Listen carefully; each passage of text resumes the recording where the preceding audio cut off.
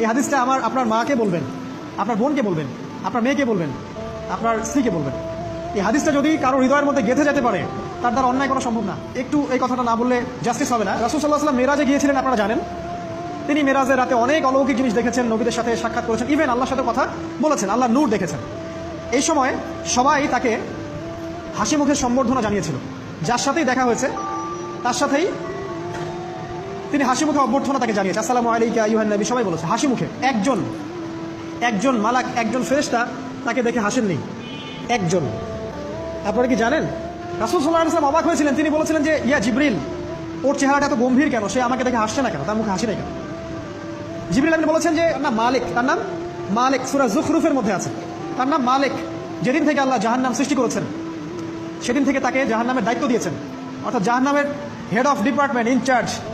সেদিন থেকে তার মুখের হাসি উঠে গেছে। আমরা দোয়া করি আমরা যেন তার সাক্ষাৎ না পাই।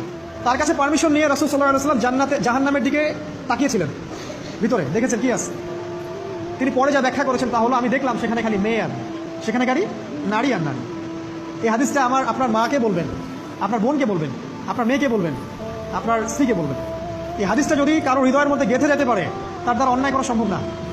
কিভাবে একটা মেয়ে সবকিছু উন্মুক্ত করে ঘুরতে পারে যখন অলরেডি তার আত্মা জাহান্নামে জ্বলছে, অলরেডি, কারণ ভবিষ্যৎ আল্লাহ জানেন।